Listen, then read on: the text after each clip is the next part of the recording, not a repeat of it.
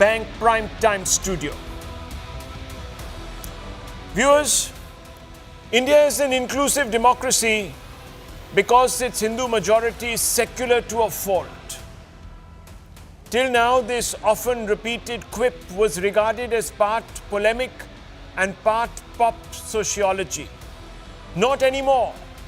Now it has transformed into an unshakable fact.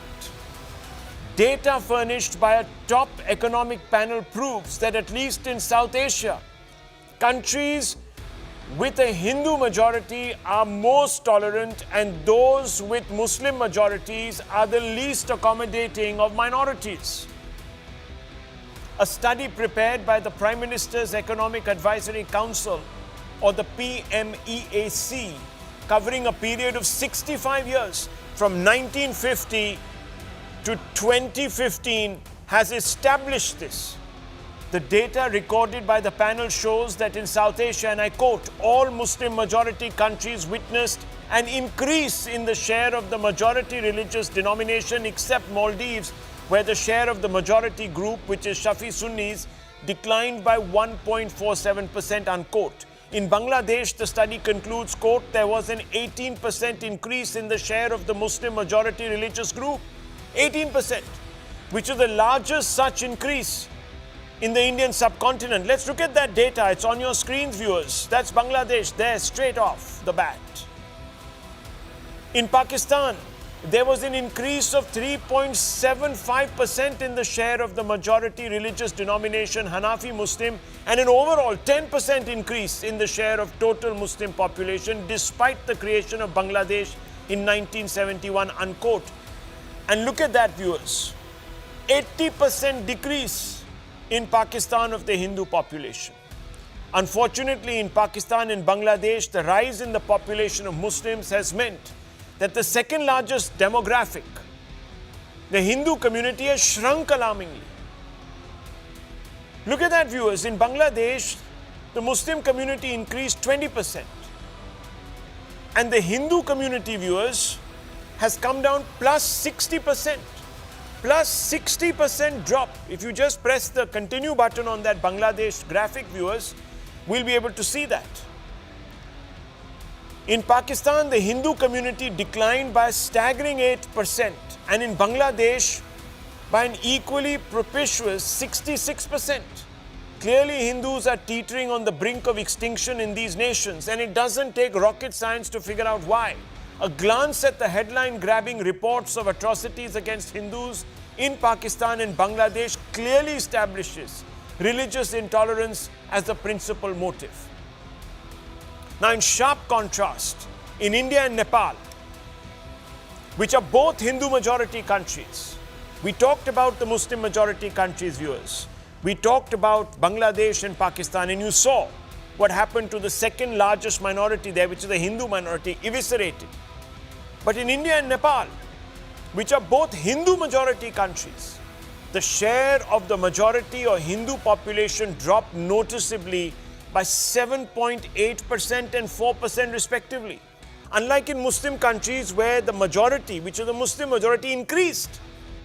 Here, in India and Nepal, the majority community share, the Hindus, has decreased.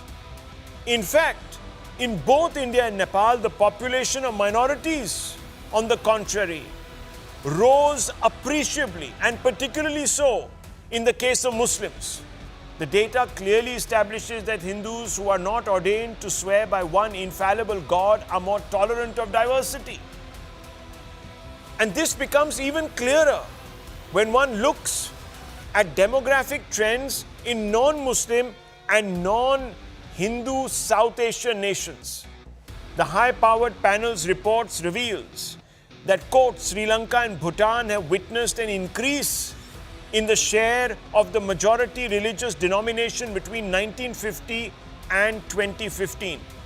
So, viewers, while in these countries the Buddhist population is increased, in Sri Lanka it has increased.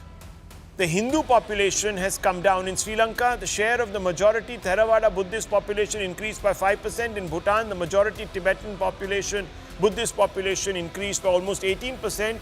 In these Buddhist majority states too, the Hindu population has taken a beating. In Sri Lanka, the share of Hindu population declined by 5%. And in Bhutan too, it declined from 23% to 11% in the same period. The implosion of the Hindu majority population in non-Hindu majority South Asian states stands out for another striking reason, viewers. The panel report notes that Hindu share of the population shrank in Muslim or Buddhist majority nations at a time when across the world the share of minority populations increased on an average by 22%. So viewers, in Christian Europe, for example, the minorities there increased, their population increased. In other nations, specifically in India and Nepal, which are Hindu majority, the minority share increases. But viewers, in South Asian, Muslim nations, that trend is not observed. There, the minority population is just plummeting, alarmingly so. To conclude, the study proves specifically with respect to India that those who claim that Muslims in India are under threat are spreading baseless canards. Now, you know what is being said, viewers. You know what these politicians have been saying, specifically politicians in the opposition. You have politicians who've come out and made some very strange remarks. Let me take you through some of them. Asaduddin Owaisi says, situation of Indian Muslims is similar to Jews under Hitler's reign. You've got to be kidding me, viewers. The data is pointing at different trend. Here in India, the Hindus are going down and the Muslim share is increased, viewers, by 43%. And he's saying, this man on your screens, Asaduddin Owaisi, who will never give me an interview, he says, viewers, situation of Muslims in India is similar to Jews under Hitler's reign. Can you believe it? Rahul Gandhi, what's happening to Muslims now happened to Dalits in 1980s. Viewers, not only are they getting more than their share of population when it comes to state resources, but their population is also growing. Maria Alam Khan, Samajwadi Party leader, says Muslims must wage vote jihad against BJP to protect themselves. They're thriving, viewers, Muslims in this country. As the data shows, the opposite is true. Minorities are not just protected, but thriving in India. In fact, it could be proposed that it is Hindus who are facing existential pressures, demographic existential pressures in Nepal and India that may lead to them becoming a minority in the decades ahead. Now, don't scoff at this. Don't laugh this off. This might seem improbable today, but don't rule it out. The study, that same study, has adduced enough examples of countries where in just 65 years, between 1950 and 2015, the majority has become the minority. Plenty of examples. It can happen. And remember, viewers, in India, there are certain undocumented things happening. It's not just fertility ratios. There's illegal migration going on. And there are conversions. There are plenty of cases where there are proto-Christians and proto-Muslims. We don't know how many conversions are taking place. These are very camouflaged. We don't even know the extent of the migration. There are whole districts in this country, viewers, which have become minority positive, minority dominated, minority majority districts. So viewers, anything can happen in the future, but let's first speak to Shamika Ravi, Dr. Shamika Ravi, who is one of the authors, one of the three authors of this report. She's also part of the PMEAC. Dr. Ravi, what are the key takeaways from this study? Rahul, this is a study we've been doing for the last 8 months or so, and it is a joint exercise with two of my colleagues, Apoorv Mishra and Abraham Jones. Basically, this was a study using a novel new data set called the Religious Characteristics data set of states, which is put together by a group of scholars in the US universities. But this looks at religious demographics transition globally, so across all countries over several long time frames, several decades. So what we do is we were interested in looking at what is happening to minorities across different countries. And so we study 167 countries from 1950, because this was right after the wars, and this was the beginning of sort of the golden period of a stable economic growth across the country. So 1950 to 2015. And the main findings we see is, of course, from a relevance of India, that in India, what we have seen is an increase in the share of minority population, and a significant increase of almost 7.82, because it's countering the decline in the majority. And the change that you're seeing in India is similar to what you're seeing in terms of, globally plural liberal democracies of OECD countries, the Western, more richer parts of the world. And quite contrary to what is the case in our neighborhood, where minority populations have actually shrunk alarmingly in the last 65 years. Right. Other than that, I think exciting things are, in Africa and some of the degrees of change that Europe is seeing lately. Well, Dr. Ravi, there's much interest in population replacement theory around the globe. Is this probable in the Indian context? Your study cites the example of other nations where majorities have become minorities in just 65 years. Well, now ours is relatively modest if you consider a country like France, which has seen close to almost 30% decline in share of majority over this long time frame. There are several countries in Europe which are seeing, but remember the forces underplay, the different, we have, of course, we are not talking about any specific driving factor, because this is migration, this is natural, it's a rate of fertility rates, and this is conversion, right? And we are basically saying that the final share of minority in the population is like a final outcome of all these different policies and reality across countries combined. And so I think different countries have had different. In fact, we also look at a handful, around 10 countries, which have had minimal growth in the last 65 years. So they've had very stable populations, like Thailand, if you look at Iran, Turkey, Afghanistan. And also these are extreme cases, but there are countries which have seen varied degrees of change. But India is like, India is becoming more heterogeneous from that perspective. We are seeing a decline in the Hindu population, which is around 7.82, and a commensurate increase in not just minorities combined, but different elements of that. So we are seeing a significant increase in the Muslim population. We're seeing a significant increase in the Christian population, Buddhist population, and the Sikh population. In fact, the only religions whose shares have declined in 65 years are Parsis and Sikhs.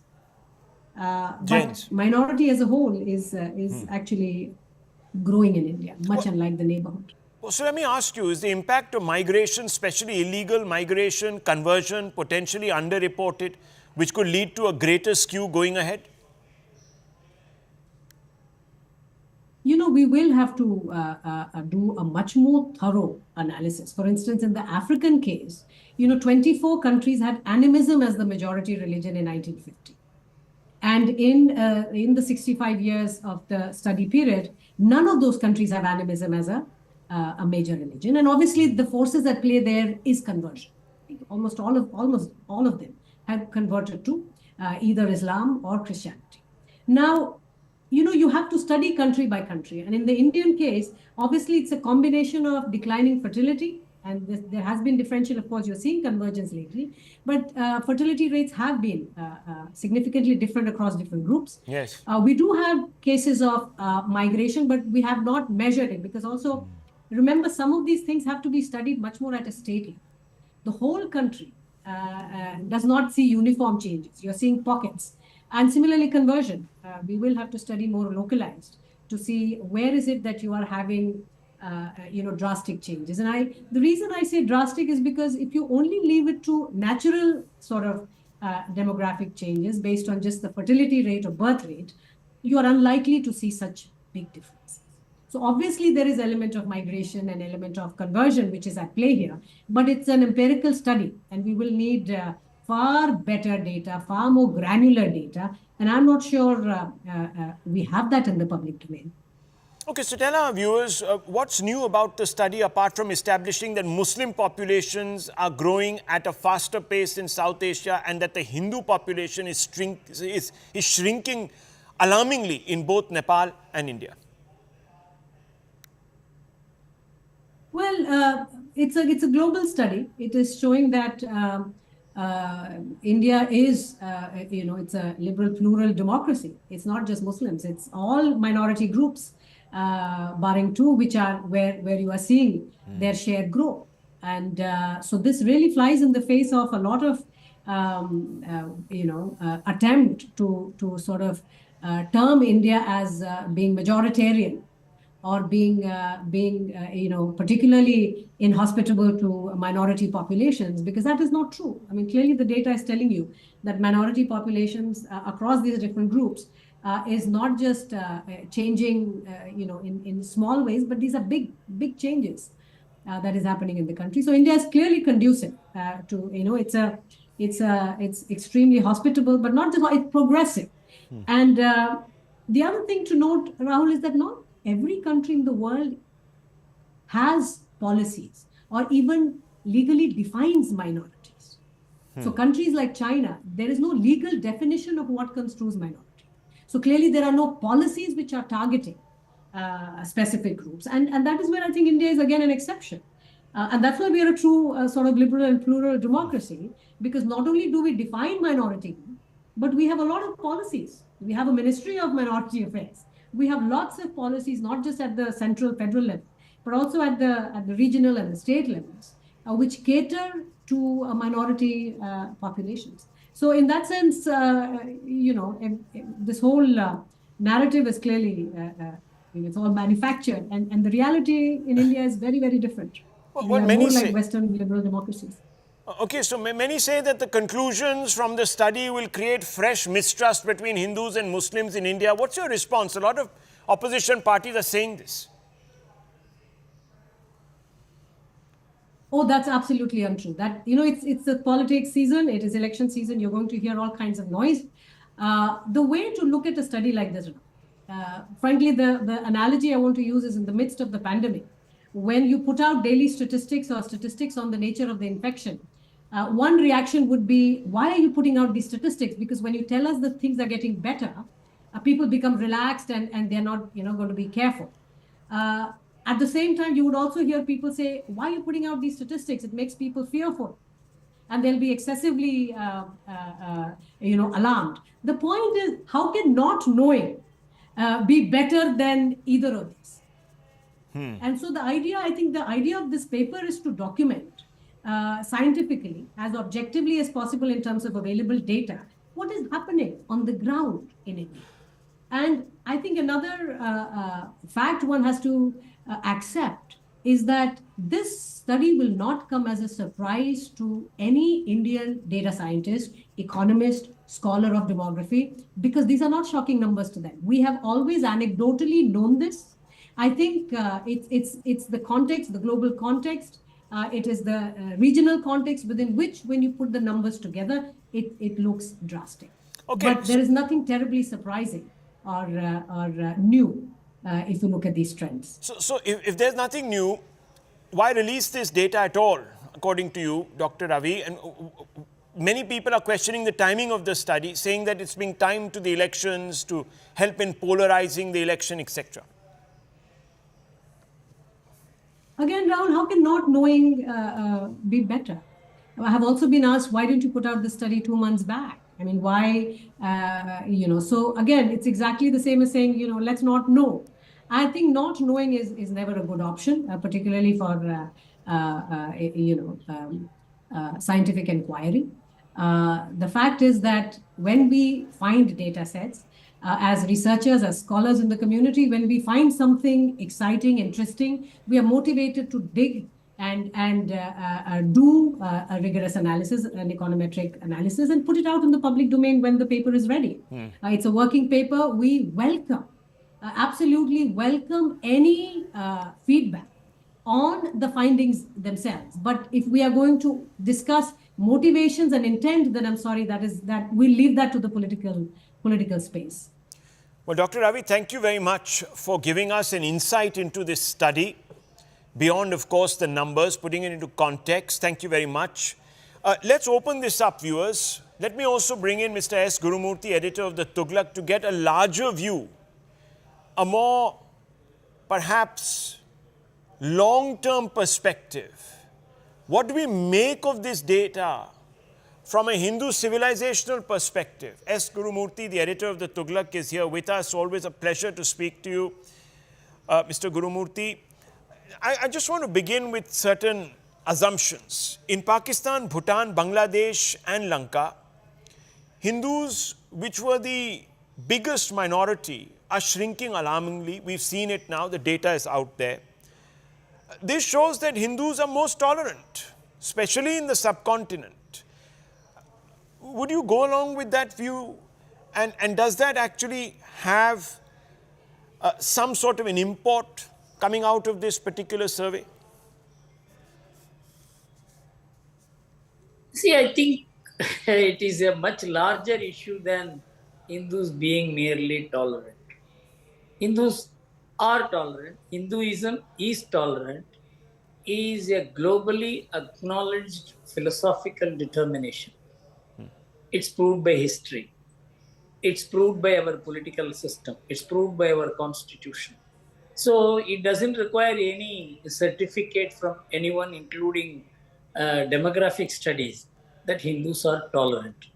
But this raises a much larger issue.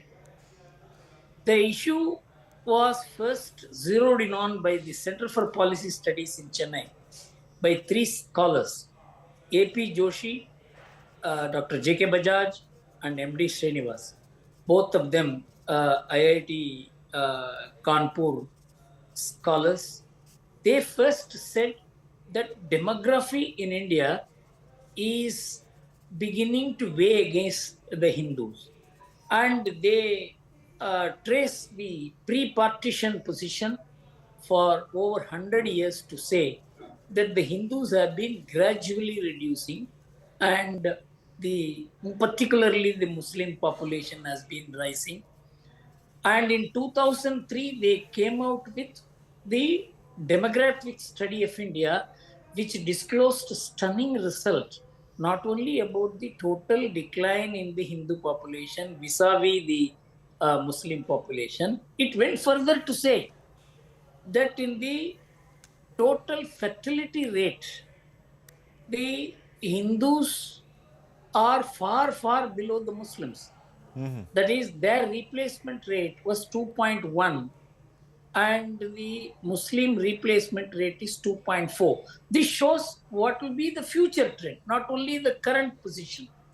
And this was updated by them in 2011 after the 2011 census, which disclosed much more serious situation of erosion in the Hindu population. And they said that by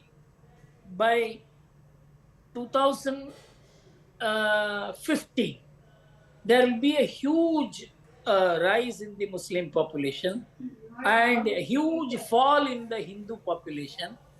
And in the subcontinent, they said by about 2061, totally taking into account Pakistan, India, and Bangladesh, the Hindus will be in a minority. Okay. You know, demography is destiny. That such a serious issue is being trivialized in India shows our intellectual bankruptcy. The idea of India, the constitution of India, the minority-majority relationships, and the welfare of the entire Indian population, which is the largest in the world today, depends upon Hindu majority. If Hindus are not in majority, and imagine Muslims are in majority, what will happen in this country? So I think it is not merely whether Hindus are tolerant or not. It raises a much larger issue that seeing the Muslim population rising is not the index of Hindu tolerance. It actually means that there is a minority-majority imbalance in the state of mind The minorities think that they must proliferate, and the majority conforms to the national policy of family planning. Well, And this has resulted in a huge imbalance well, in the total fertility rate that yes. is now weighing heavily against the Hindus and in favor of the Muslims. Well, the study shows that population replacement theory could hold true for India, as there are many examples of countries where the majority became the minority. You see, the important point is this also creates a state of mind that not only among the minorities, but even among the political parties, that it is only a matter of time. And once this kind of mindset comes to prevail in body politics and in the public discourse, this can become irreversible. So I think better late than never. Now we have got to have a proper policy. In fact, even the Uniform Civil Code was intended by the constitution makers to address this problem. There has to be a demographic balance between all the communities. All will grow together. All will balance, so that the numbers do not, the imbalance in numbers do not affect the character of the nation itself, the idea of the nation itself, and the body politic. I think that was why the UCC was made integral to the Constitution of India, and at least 24 times the Supreme Court said it should be brought in, and it is so delayed. The result is for all of us to see that the fertility rate of Hindus is far less than the fertility rate of the Muslims, according to the National Family Health Survey study 2019-21. And actually, the study of the Economic Advisory Council is a very delayed study. The Center for Policy Studies, of which I was also one of the trustees. Of course, I didn't contribute much to the study. It was done by the scholars. This came out in 2003, 21 years before. And it forewarned the nation with historical data. And nobody took notice of it. And it is one of the most scholarly studies, undisputed. And now, because it has come through the National Family Health Survey and subsequently the Prime Minister's office, it has now acquired, and particularly in the context of the election, it has acquired some status as a point of discourse. Yeah, but we have been very foolish. Yeah, that's unfortunate. That's unfortunate.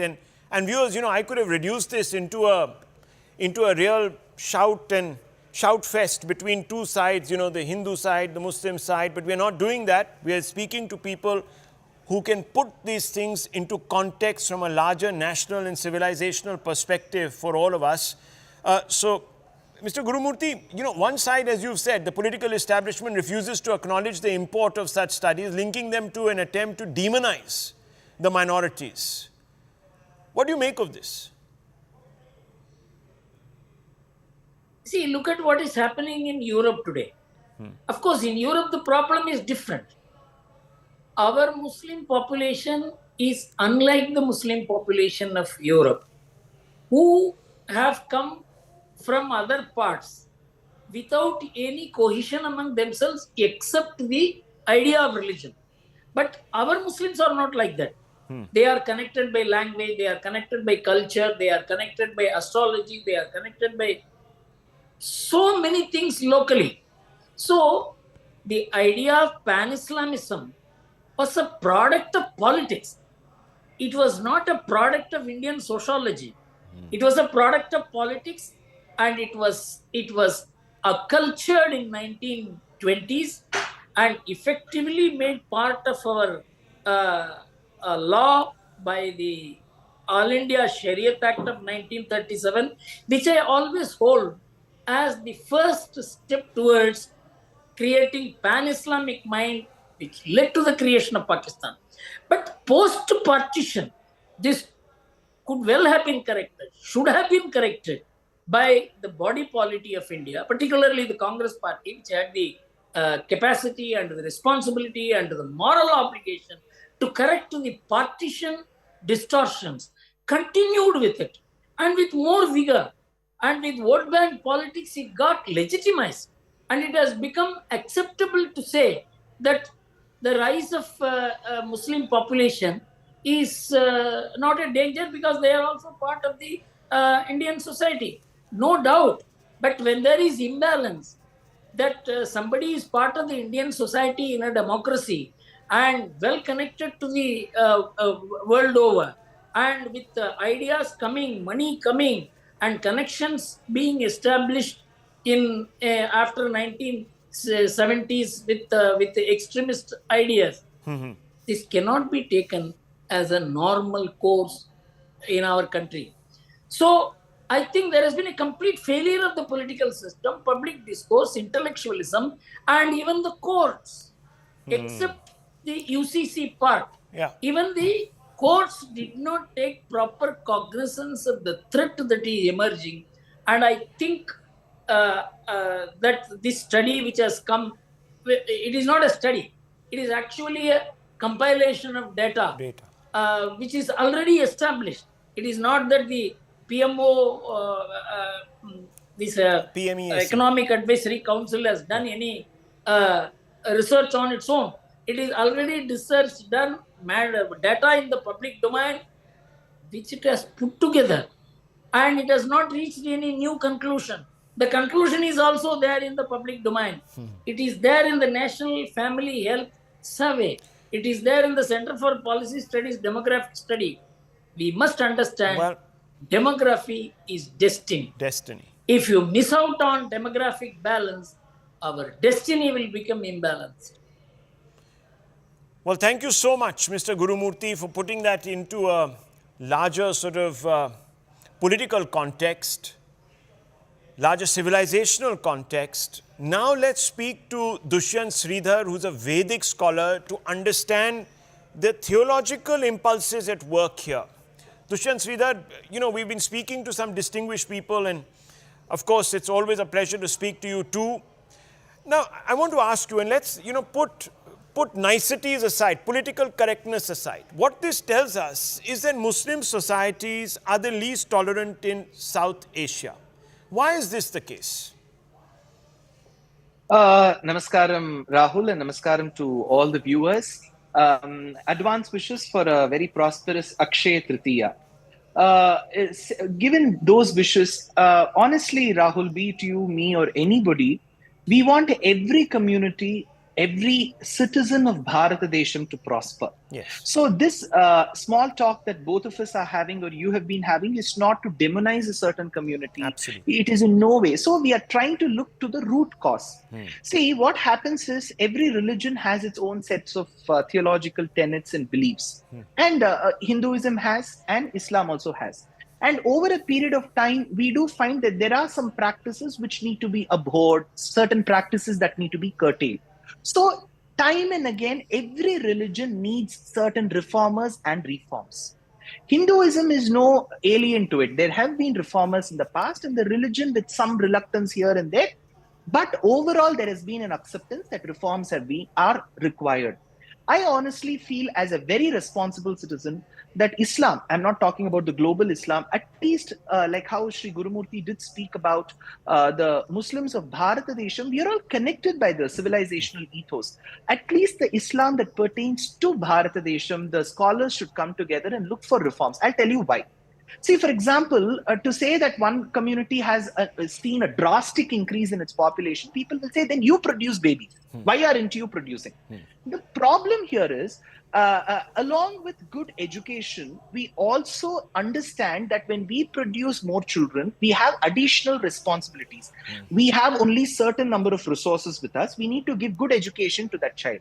So adding 4 or 5, 6 babies is not the motto, but how much of quality education we have been able to give. And there are also studies done in the recent past to suggest that lesser the education levels in a community, more the children.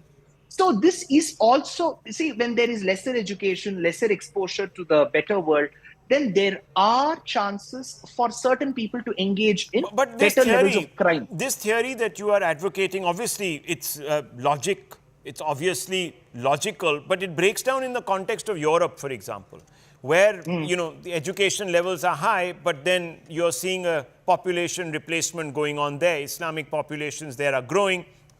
In some European capitals, there is almost a 30% jump in just the last 10 years.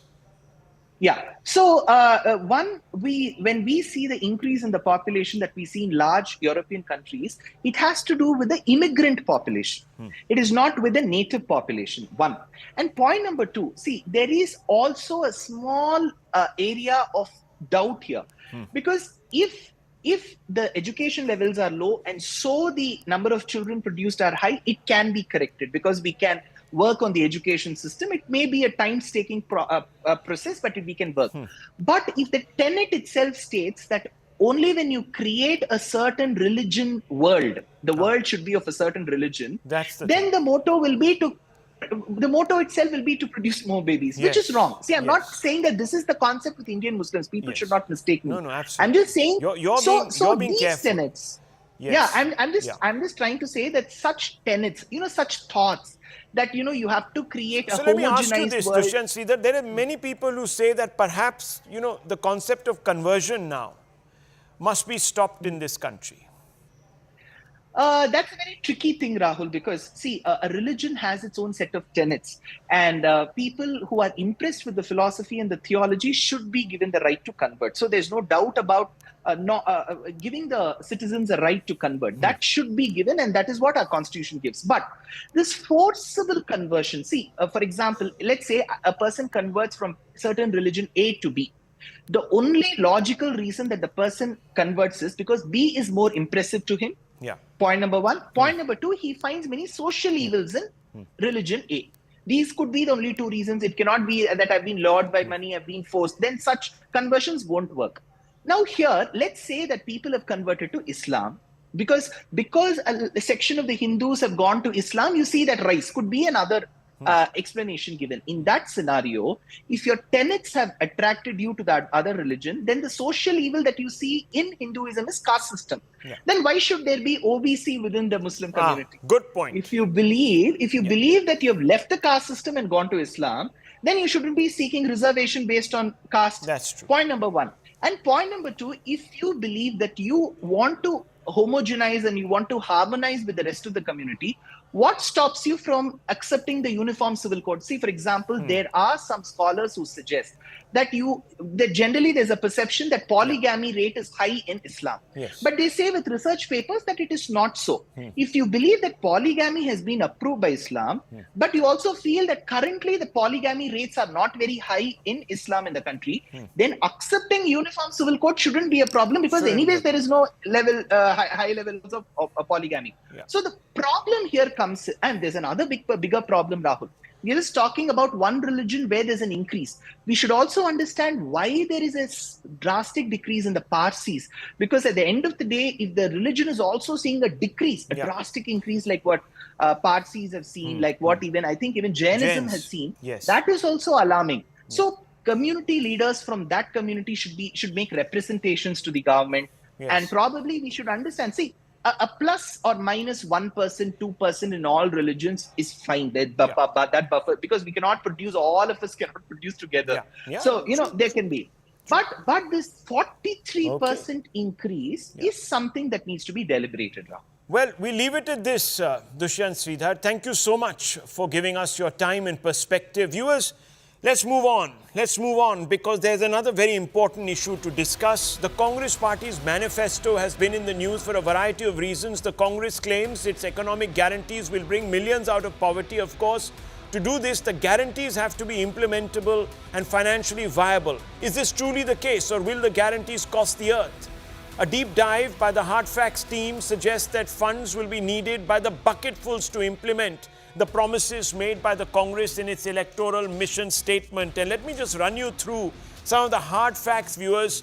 We've done a bit of a cost analysis here. Mahalakshmi scheme, the proposal is to give 1 lakh per year to every poor Indian family led by the eldest female. woman.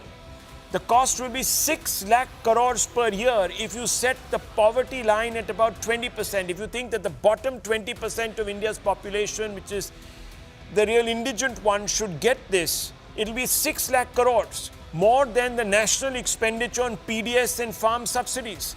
Let's look at the next scheme. There is an MSP law guarantee. This proposal means a minimum support price law as per the Swaminathan Commission. This would cost 10 lakh crores per year. Now, the total value of agricultural produce in FY20 was 40 lakh crore. The cost more than the annual average infra spend in the last 7 fiscal years, viewers. All that we spent in 7 years on infrastructure, that will not be enough as the MSP law guarantee, the cost of that. Doubling Manrega wages, raising wages to 400 per day for a minimum of 100 days, 1.8 lakh crore per year, nearly double the annual health spend for 2025 and 1% of GDP.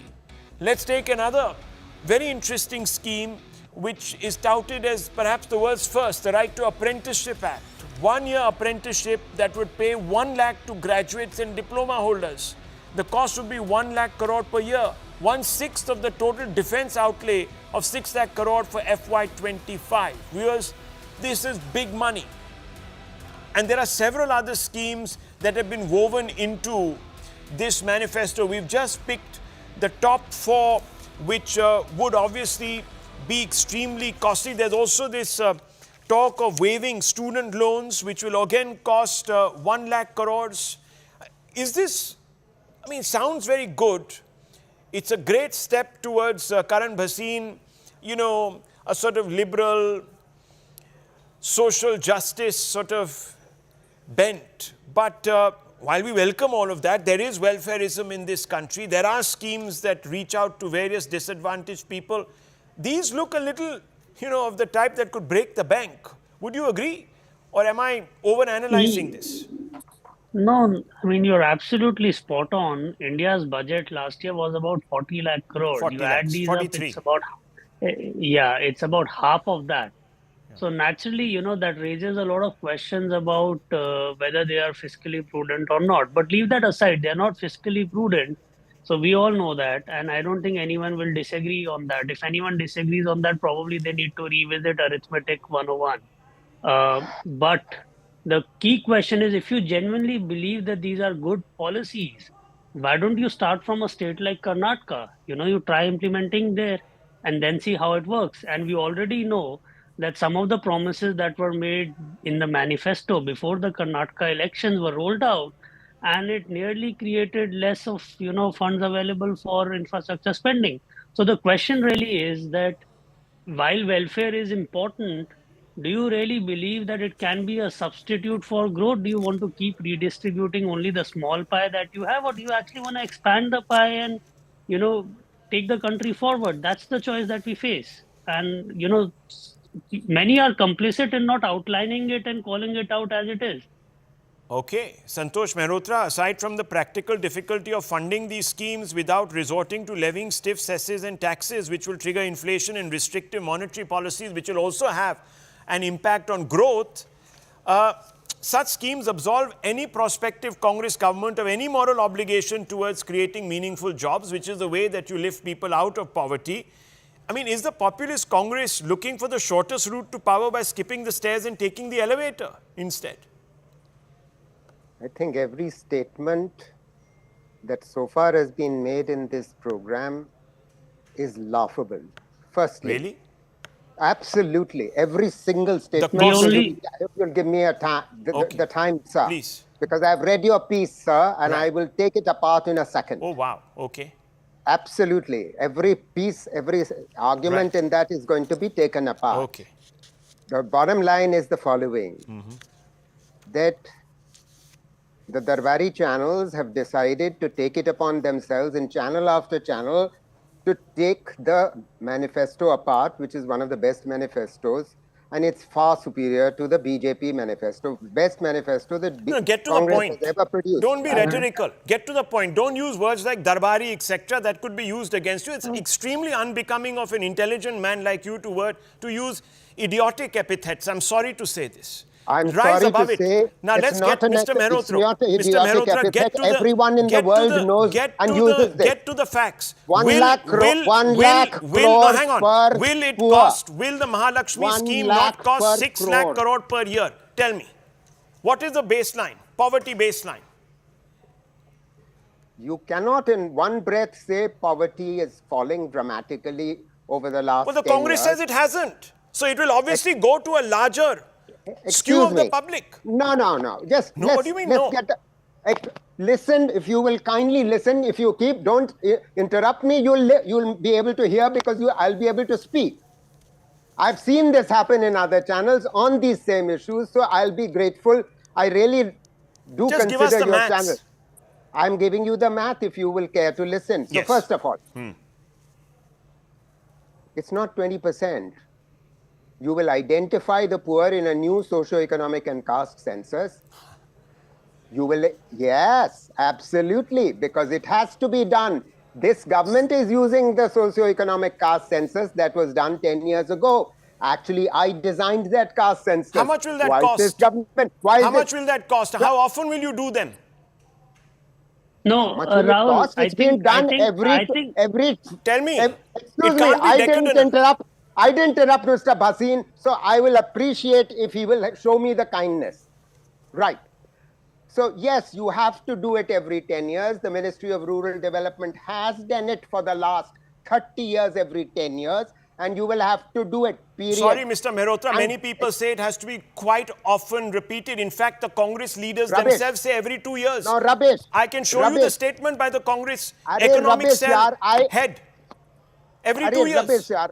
I was in the planning commission heading that division which actually wrote the design for it. Listen, all you need to do is do every 2 years a ground truthing. That's all you need to do. How much will it cost, let me sir? answer.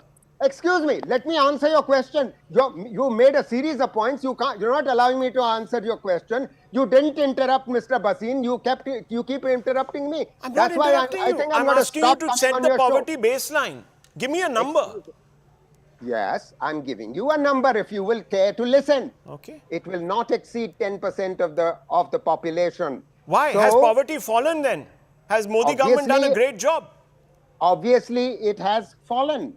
Obviously, Then why it has. are we? Then what is the hullabaloo about? The more you Well, invest in can your I- economy, it'll fall even No, further. no, please, he cannot. He cannot intervene because you have made 4 points and I have to answer each one of Jesus you. Christ. Okay. Jesus Christ. You have to interrupt me, but you cannot interrupt Mr. Bhasin. Apprenticeship. You know what the joblessness rate is? 44% for 20 to 24-year-olds. And the apprenticeship is shared between the employer and the government. The government pays only 25% of the cost of the stipend. So if it's 8,000 rupees per month. Where is it written? Arey Baba, it's in the Apprenticeship Act. It's a government scheme. Where is it written? It's not supposed to be written. You tell me what is written The in the manifesto should BJP not mention manifesto. all this. Excuse me. Why Excuse isn't it me. mentioning this? Arey yaar, for God's sake, you don't know the facts. I've been in government for 10 years. I've run these the manifesto programs. doesn't tell you the poverty line. Rubbish. Okay, let me Santosh turn to Mehrotra your says it's MSP. 10%. He says poverty has fallen. Without taking recourse to any of these Okay, measures, the will you poverty listen? levels are Will you falling. listen? So why Will you should we listen? go for such Will a you listen? drastic... No, hang on. Unconditional transfer of wealth. And who's going to fund it, viewers? I'll tell you who's going to fund it. I'll tell you who's going to fund it. Growth will fund it. Just remember that this government has brought growth down by 1.5 percentage points on the basis of this own government's estimates. Please remember, the growth rate was 7.7% over a 10-year period. In this government, it's actually 5.8%. And it's a bit rich for you as defender of the Modi government to tell me that a government which came with a debt of 55 lakh crores has gone to 200 lakh crores in a matter of 10 years, a debt to GDP ratio from 58% to 82%. And so let's just get a hold of things. Finally, MSP. You have no understanding of how the MSP guarantee, legal guarantee is supposed to work, which is the reason why all of you in the same channels are spreading the rumor about 10 lakh, 20 lakh, 30 lakh, and so on. You know what it is supposed to be? The market is supposed to buy, and that's what happens.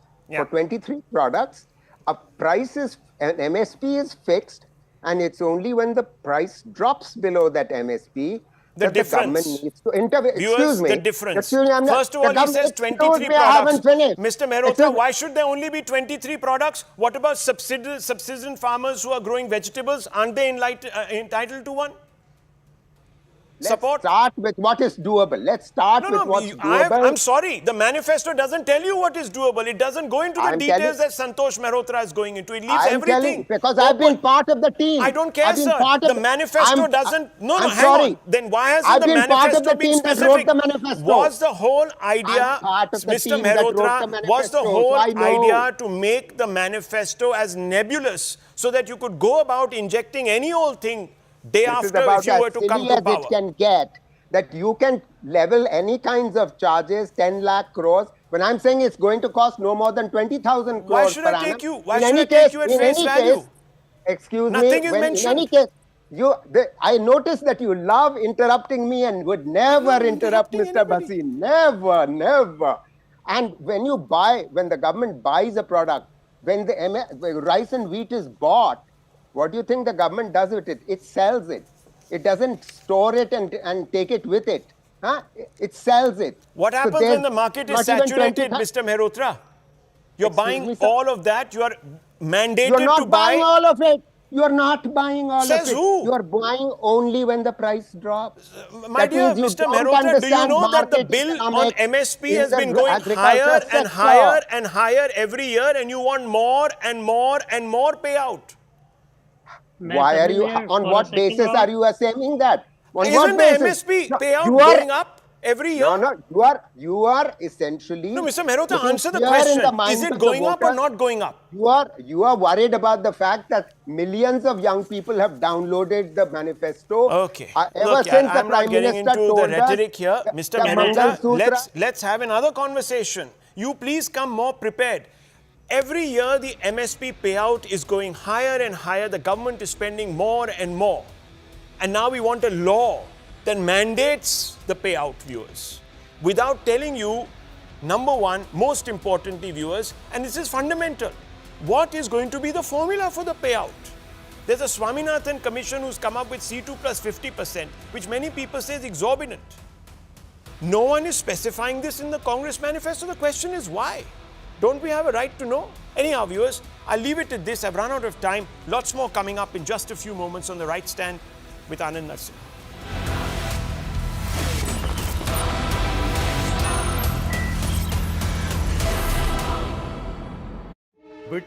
You love that, hate that, endorse that, don't endorse that. That's just a fact that Indians have to live with. You know, here's the thing, Mr. Babones, it's election season in India, and naturally this has triggered a political war of words as well. One thing wherein we found consensus in the opposition in India, the INDI bloc, as is being pitched against the NDA this election season, is that minorities, the Muslim community, is being treated as second-class citizens in the country. Do you think in that sense this particular report punctures that narrative, or do you think one should refrain from infusing the two? I don't think, well, the report claims that it weighs in on that narrative, but the fact is it really doesn't. The fact that a minority community is growing does not in any way imply that the minority community is well treated. The way we know that Muslims in India face relatively low levels of discrimination is that we've asked them. We have high-quality survey data about Muslims' own self-reported levels of discrimination in India, and the levels that Muslims self-report in India are low by international standards and are on a par with Hindu-reported, self-reported discrimination, Christian self-reported discrimination. So there's nothing there. Now, what there is in India is extreme social differentiation between Muslims and Hindus. That is, they live residentially in very different places. There are different civil society associations for Muslims and Hindus, and there is a degree of Muslim social exclusion in peak bodies in India, in which I think you're much more likely to see Hindu than Muslim names involved in those bodies. But social exclusion is not the same as discrimination. Luckily, India does not have the same kinds of serious problems that, for example, the United States has had with regard to race over the last 50 years. And India is in a much better position to solve its problems. So I'm very hopeful for India. I only wish that Indians would not politicize these issues that really aren't political. Okay. Would you then say the BJP drawing in a comparison, talking about the 50 years of Congress rule and what they've done to us, quote unquote, what they've done to us, being said by many BJP leaders in that Historic third-term dream achievable? Join me, Shapun Das Gupta, for the most dynamic and distinct coverage, unrivaled political punditry, and the sharpest election analysis. Elections equal CNN News 18. Bring in, because several in the Congress have come out to rebut, and they say that this is really not about the Muslim population, the number per se, and that really doesn't tell the complete picture. What actually talks about the complete picture is the literacy level in the Muslim population and the kind of progress that the community has made. Let's face it, there's mendacity on both sides in politics, and that's true in India as in every other country. The fact is, contra the BJP narrative, that the Congress inherited a higher level of fertility, and you can turn it around and say, first you can turn around and say Muslim fertility rates have fallen faster under Congress governments than they have under the BJP. That would also be true. But second, you could say, why does this matter?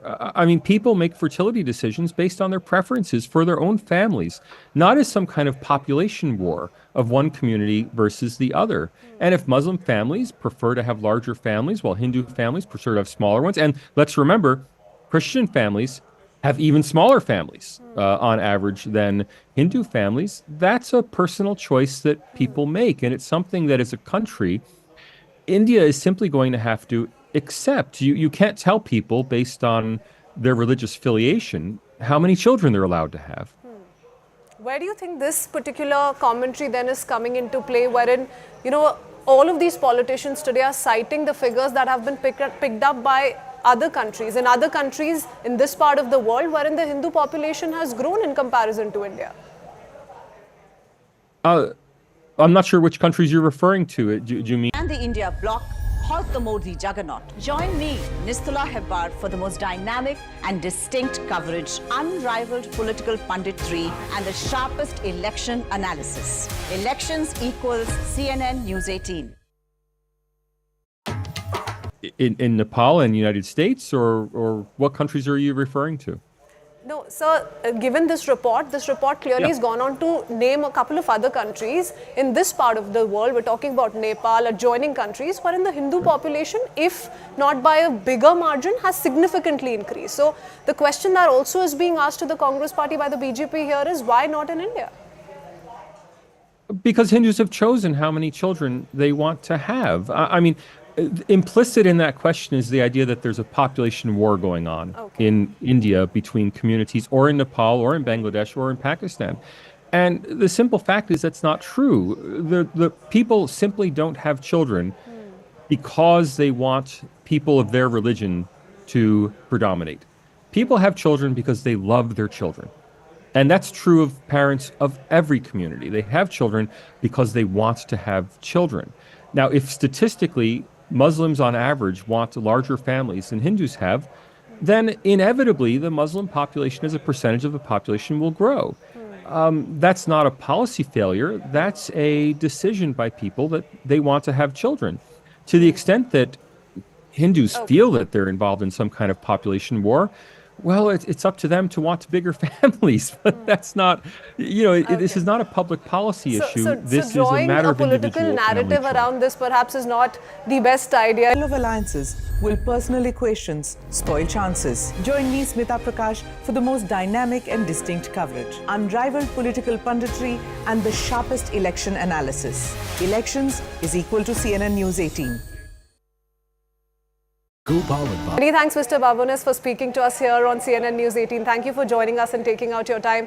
Sociologist Salvatore Babones joining us on the broadcast. Mr. Babones, there are those who've come out to call it a WhatsApp University report. There are those who've gone on to downplay the report, raising questions on its authenticity. Where do you stand, sir, on this?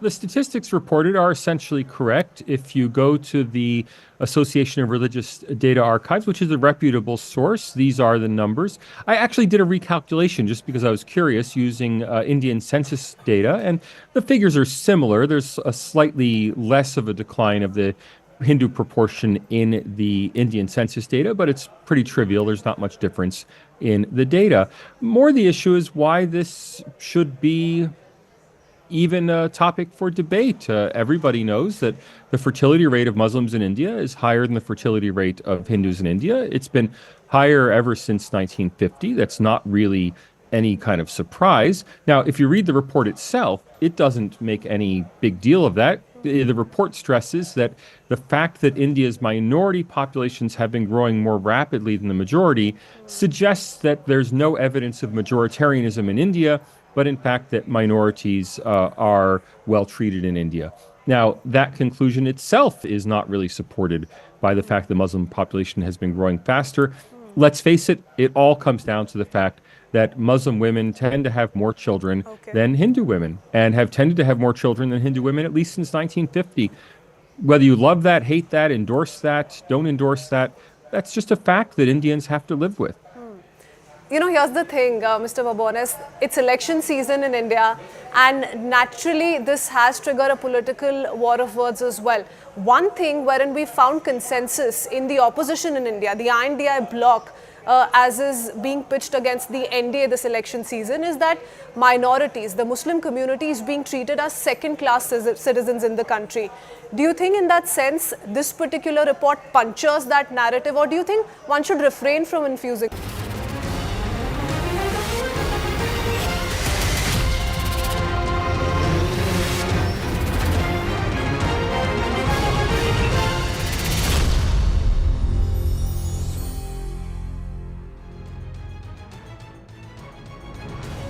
Namaste, Jai Hind, and welcome, ladies and gentlemen. And I'm coming to you from my favorite corner of Mumbai city, because right behind is the beautiful Worli Sea Link and the entire Worli skyline that we can see.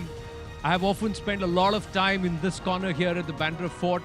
And when we said we'll come down on ground in Mumbai, one of the first places that came to mind was this. So we thank everybody who's helped put this together, organize it, within the administration, the Election Commission, and of course our team here at CNN News 18 in this battle for Bharat.